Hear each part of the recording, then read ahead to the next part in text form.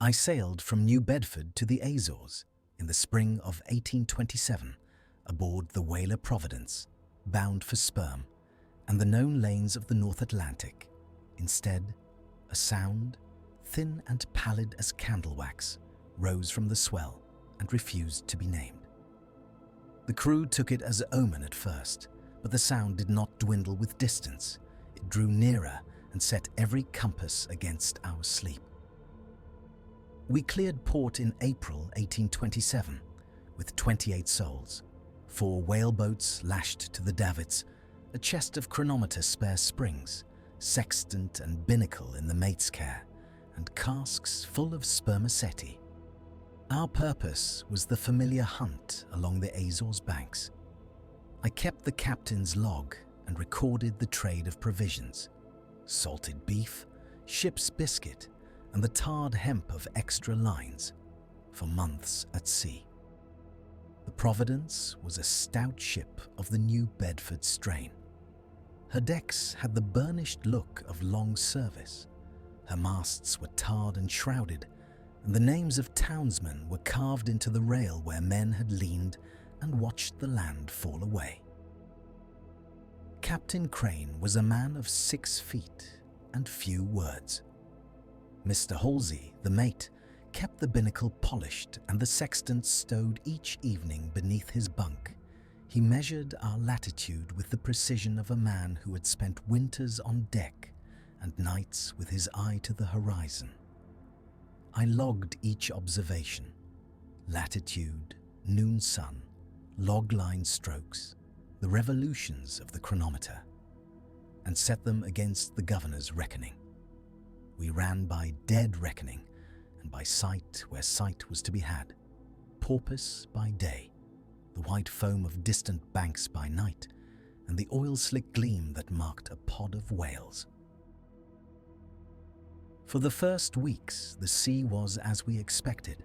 The east-northeast wind steady, the spume bitter on the lips, the rigging singing when the canvas filled. Men grew accustomed to the unvarying tasks. George Miller tended the try-works and watched the blubber boil. Jacob Pike kept the boats in good repair, chiseling at oars and checking rowlocks until his hands bled in the cold. We ate at appointed hours, salted beef and biscuit, and boiled a ration of coffee to wash the taste from our mouths. The casks of spermaceti gave off a faint, almost sweet reek that found its way into the forecastle, an odour that belonged to candles and clean houses, which made being at sea for so long feel stranger still. The first time I heard the sound, it was late and the watch was short. The moon had been a thin coin and a fine mist rode the swells. I had just set down the log and called the roll when the noise came. Not a voice, not wind, but a thin, high note that trembled the glass in the binnacle and left the binnacle lamp's flames skittering. Men lifted their heads from their hammocks and listened. Halsey left his sextant in its case and went forward to the rail. Even Crane, who seldom showed surprise, stood with his hands on the taffrail and stared across the water. They called it an omen, which is to say, men spoke in low tones and made signs they are a superstitious trade. But the sound did not dwindle with distance. It came again on the third night, now a thread of melody beneath the creak of the ship, and each time we thought to measure it, to mark its bearing by the binnacle, to note the watch on which it was heard. The tone shifted as if the sea itself had changed its voice. Once I took the compass from the binnacle to compare it with the mate's and found small irregularities, a slight hesitation in the needle as if some unseen hand had brushed it. Halsey swore he felt the needle's reluctance under his palm, though the instrument was sound. Sleep thinned in the forecastle. Men rose before their watches, their faces pinched, their steps quieter. We checked our gear each dawn, extra lines coiled and lashed, the spare springs of the chronometer consulted and wound, boots greased, and the whaleboat's lashings inspected, as though some small neglect might invite disaster. Yet no visible cause presented itself. The sea remained as it always had been, cold, indifferent, and vast, while the sound moved over it like a moth's wing. On the morning we made the Azores banks, the wind fell to a flat calm, and the air smelt of old seaweed and rain. The sound came again at noon, clearer now and carrying a quality that made men's mouths go dry. We put the sails to and kept our course, for Providence kept to her business. But Captain Crane ordered the boats cleared and the harpoons readied. Not from bravado, he said, but from habit. One must be prepared to take what the sea offers, whether that be whale or something stranger. We had 4 boats, and we lashed them loose with the same hands that had braided hemp in the home harbour. I wrote the entry, hands trembling despite the sun, latitude noted, provisions accounted, and a sound that would not be named moving before us like a slow shadow. The men on deck quieted after that, and I found my hand upon the brass rim of the binnacle as if for reassurance. It was June 1827, and we lay off the southern bank of São Miguel, the lead line still in use, though the shoal beneath us was set upon no chart I had known. The mercury in the glass at the captain's cabin had marked a slow, uneasy fall. All that afternoon the air tasted metallic, and the petrels gathered thickly, wheeling with beaks turned inward as if listening. We took soundings by the old knot and float, the lead plummeting through a green that turned to a blue, so deep it seemed to drink the light. My journal notes the depth in fathoms, the line fraying against my fingers. 20, 25. And then, in the dark water, the thin, pale whistle rose again. Captain Ames, a man of 40 winters and a Nantucket jaw that did not smile often, sent the second mate down to the longboat with instructions to speak with the fishermen. The little boat that had hailed us at dusk lay now upon the swell, oars slack, 2 men aboard whose faces the sun had tanned, and whose English came with the sound of nets. They told the Utige's same tale in halting speech, a sound that rose at night from beneath the surface, so thin and high it might have been the calling of a gull, only there was no bird to answer it. Their nets, they said, would twitch as though an invisible hand ran its fingers along the meshes. Fish would start and go, dead at once. Lamp oil would not burn as it should ashore. The crew listened with hands folded about the rail. Men who had seen sperm whale fluke and blueback shattered into flannel did not jest about such things. We made what preparations were customary for a wary night. The watch was doubled, lanterns were slung low and trimmed with fresh wicking muslin hawsers were run over the rail harpoons, and lances were cleaned and set upon the quarterdeck as if for immediate use. I saw Jonah Tibbets, my mate, go to the chest and draw forth a sextant, its brass dulled by salt, and a simple chronometer we kept for dead reckoning when the skies were clear. We paced the decks by the sound of the whispering rope and the soft slap of the sea against the hull. The men ate in silence. The cook moved as if underwater, ladling stew that tasted of salt and iron. Night came with a fog that lay like a shawl over the water. The moon, when it found a slit in the cloud, made the ripple of the swell appear as a sheet of ink. It was near midnight when the whistle rose again. I cannot write that it was loud, the contrary, but it was precise as a pin and so high that our ears searched in vain for its source. It was not a cry that belonged to any whale I had watched in the line of my trade. There was no exhalation of breath, no spray, only this keening note that made the men on the rail pause mid-turn. We lowered a whaleboat to see if the sound had a place of origin among the shoals or the stones.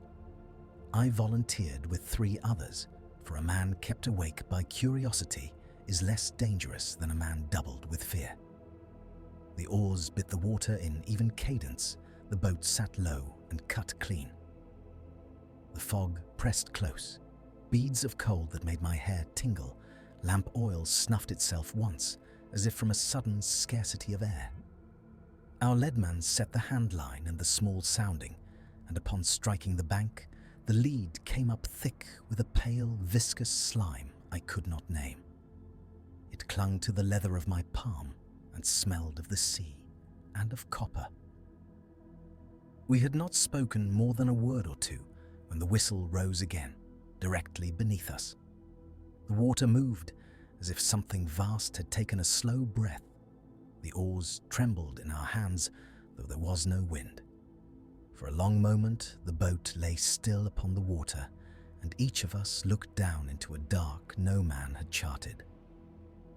Jonah made a movement toward his harpoon, and I restrained him with the back of my hand. We are whalemen. The habits of killing are in our sinew, and yet even Jonah's hand shook. A pale scum rose and spread like a web upon the surface, and with it came a softness in the air that made my teeth ache. Then, as if in answer to some measure, another note.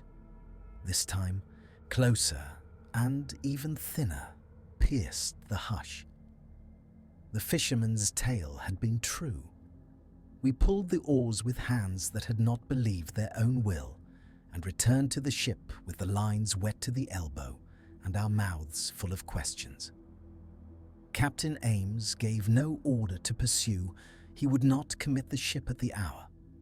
Instead, he set a watch for the dawning and bade us secure the whaleboats and make fast the tackle.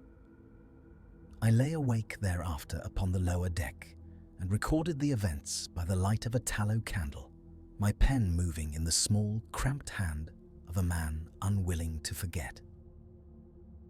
When morning came, the bank to leeward lay like a bruise upon the sea, and the petrels had gone. The thin, pale whistle had not been heard since dawn, but none aboard pretended to dismiss it. We were a ship of instruments and habits, but that night a sound had touched us with some other law. We weighed anchor as the sun lifted and set a course to the east where the charts promised open water. Yet even as we ran before a faint breeze, I felt the line of that note trailing behind us, as if the sea had learned to call our names. We kept the ship's course for the Azores, but the sea about us had altered in manners small and certain as a disease. Below the waterline, we found pale, chalky scrapings upon the copper sheathing, thin crescents and ragged flurries where the bright plates should have been smooth and green with the sea. We ran a boat astern and held an oiled lantern over the bulwarks. The light showed where some creature, or whatever passed beneath, had worn the copper as if with hard lips or teeth. The men bent to it with hammer and gimlet, prying at the loosened plates, and the ship smelt of hot metal and salty tang where the bilge water had slopped over.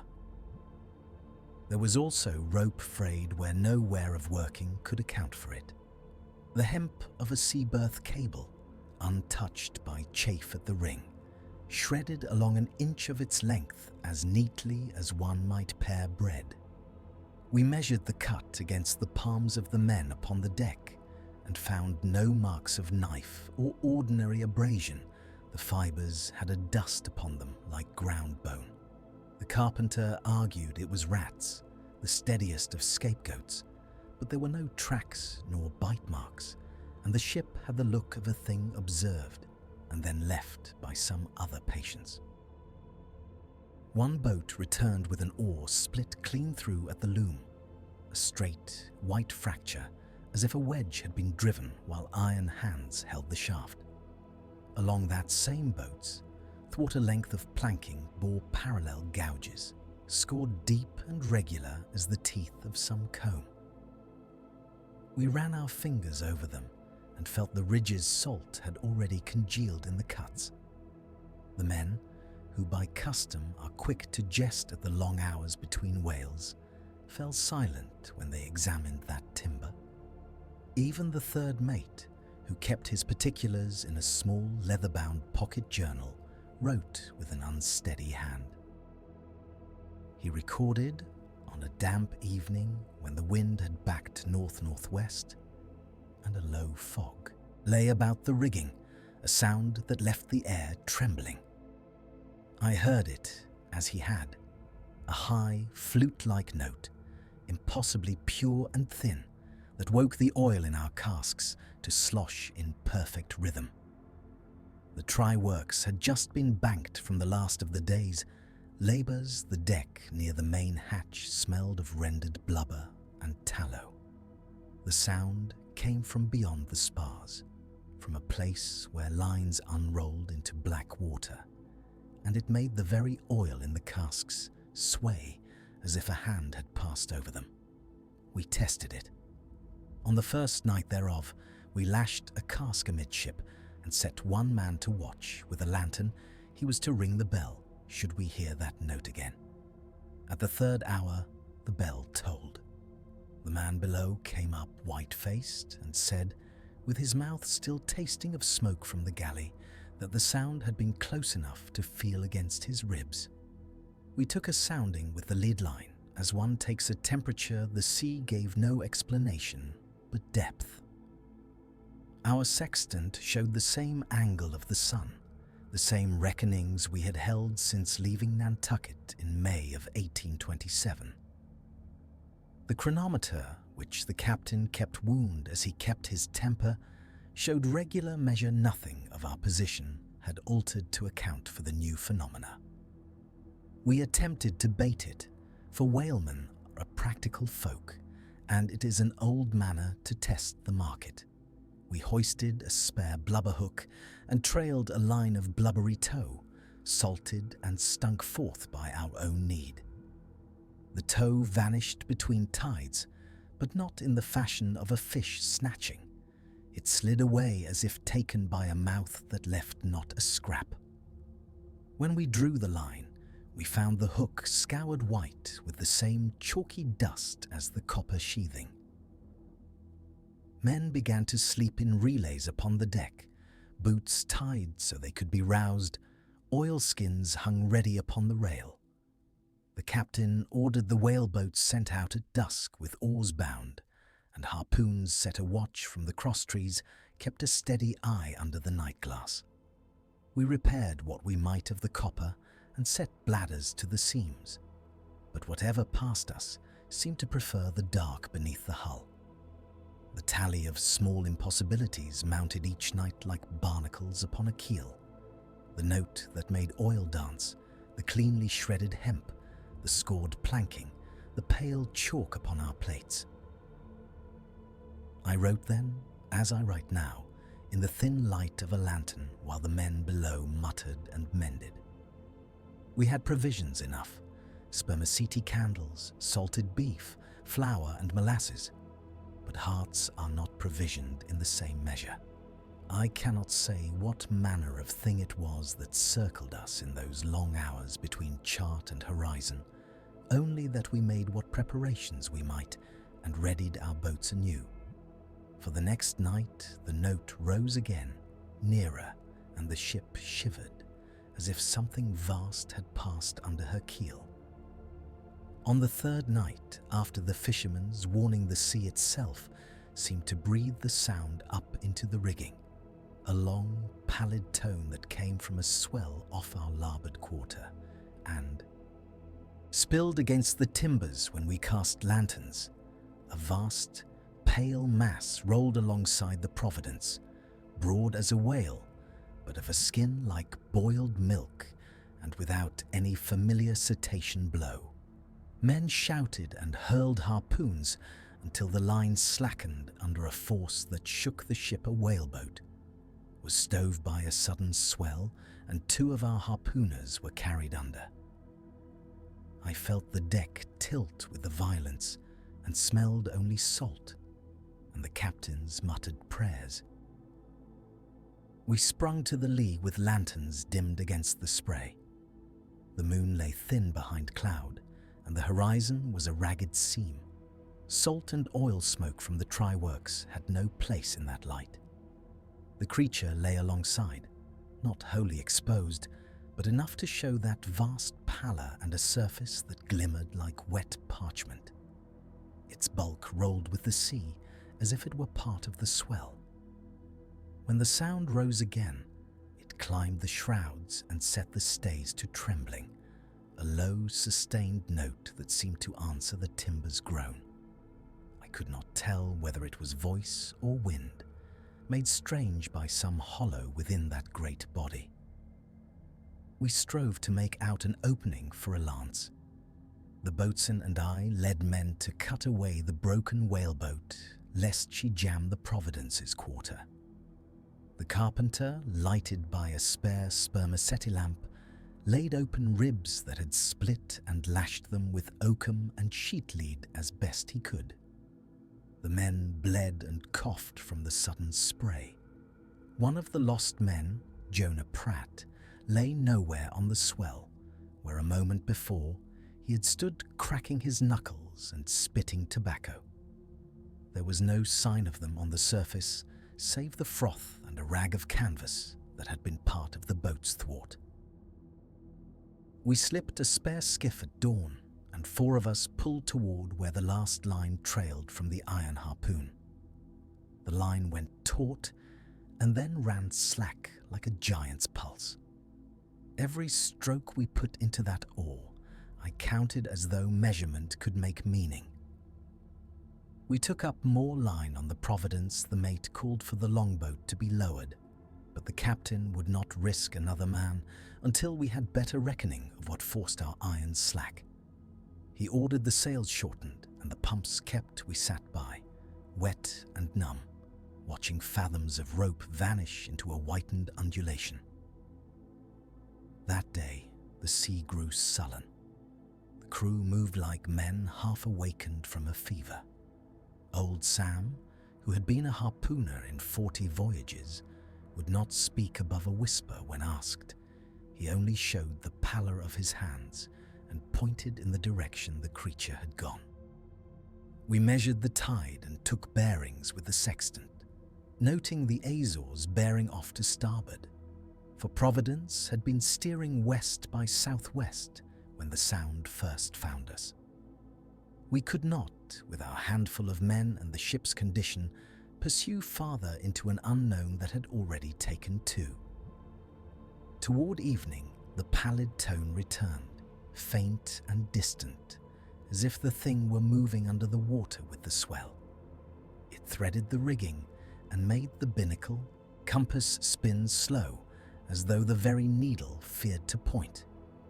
The captain gathered us and said little. His face, lit by a single lantern, was set as if he had resolved on some duty neither map nor law could govern. He ordered the log kept and the men silenced. He gave to the carpenter directions for more durable lashings, and to the mate the names of the lost to be put down in the ship's book. We set a new course for the nearest island of the Azores, to repair hull and pluck from the sea what we might of our drowned. As Providence made way, the long, pallid sound grew greener in the night. Not a voice, not a wind, but something that strained the very bones of sail and spar. I lay on the lee quarter and watched the wake swallow the white mark where the whaleboat had gone. The men moved about their tasks with hands that no longer trusted the cordage. Some kept to the forecastle all night, eyes fixed upon the dark water. Others slept fitfully, and in the morning the captain found the sextant wet with dew and a coil of rope knotted as if by a mind other than man's. We had lost 2 good hands, and part of our boat more than that. A certainty of the sea was lost with them. The Providence limped on toward the Azores, every man listening for that pale tone which, whenever it came, threaded the rigging and left us each time with the sense of being summoned to some place we could not reach. We repaired as best we might, set watches more strict, and kept our charts before us. Yet in the quiet hours, when the lamps burned low and the pumps kept their measured tug, the question of what passed alongside us remained, and the sea kept a silence that was full of waiting. We bore away for Horta with jury-rigged spars and 2 men missing. The mainsail was stitched with tarred hemp and hope, and the waist carried the smell of lamp oil and boiled salt beef. For 3 days, the mate and I took the sun with a sextant when weather allowed, worked the ship by dead reckoning when clouds hid the heavens, and kept a careful eye on the pocket chronometer and the binnacle compass. The lead line and log line were constant companions. We laid in fresh water where we could, measured our remaining coal for the galley, and lashed the spare harpoons until our fingers ached. Nights were spent watching the horizon for the glimmer of a whale's spout or the flash of a stranger bearing toward our canvas. There was a stain on the captain's log, brown and spreading, where a trembling hand had let a cup fall. The writing beside it grew thin. An official entry had been scrubbed until the paper shone like a fishbone under the ink. I set the book aside for a time, because reading it made the planks of the deck seem less solid. In port, the fishermen of Horta nodded at our repairs and at the gap in our roster, but they kept their distance, and their eyes slid past the hold where we had lashed the whaleboats. They would not put to sea with us in the same light. Their nets and dories told of an island life whose language of risk was different from ours. They acknowledged only what could be mended with twine and time. On the 2nd night out from Fayal, under a blue, slow moon, the sound came again. It rose, not like any note I had learned in churches or in the rigging, but like an absence given voice, a pale sound that swelled from the sea and seared itself into my nights. It was thin, as though cast through a bone, and it folded itself into the intervals between the crew's breathing and the creak of the timbers. Men who had sailed round Cape Horn and weathered typhoons covered their mouths as if to hold the noise at bay. Our helmsman reached for the binnacle and struck no light the mate felt for the tackle and could not find it. The sound did not move as a whale moves. It seemed to come from everywhere below the surface and from nowhere at all. 2 of our boats had been away, taking a stricken bull from an unaccountable surface, something white as drift with skin like milk and no discernible eye. They did not return. We searched until our lamps went out, lowering every boat we had. We found a coil of line and a patch of oily froth, and finally, before dawn, the place where timber and rope and the breath of men had been taken into another depth. There was no answer to calling, no struggle left to hear. We drew what comfort we could from the mechanical, checked chocks and blocks, mended the best we could, recorded names in the log with a steady hand as sanctioned by habit. Back in Horta, the learned naturalists who came aboard later argued in polite Latin about albinism and anomalous cetaceans, and balked between curiosity and caution. Some proposed an albino leviathan. Others suggested an unknown whale song phenomenon, vocal apparatus unlike any recorded. The fishermen would only shake their heads and nod away, as if the sea itself had told them not to pry. Men in black coats came with notebooks and instruments, barometers, improved sextants, specimens of the skin we had hung to dry, and left perplexed. The captain's log, now kept in a Nantucket chest, carried its record and the questions, and no satisfactory answer followed with us across the Atlantic. We sailed for home under shortened canvas, the crew thinner by more than absence.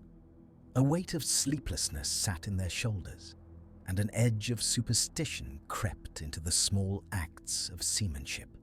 When weather permitted, I took the sun, mended a sail, taught a boy to run the lead, and on long watches I would listen, hands idle upon the rail, for that pale sound rising beneath the keel. It did not leave me. It returned in dreams as a place of light beneath ink-dark water, as the moment the sea took two men and a piece of our surety. Years later, the log rests in a chest in Nantucket, the stains still apparent, the margins still rubbed thin by a cautious hand.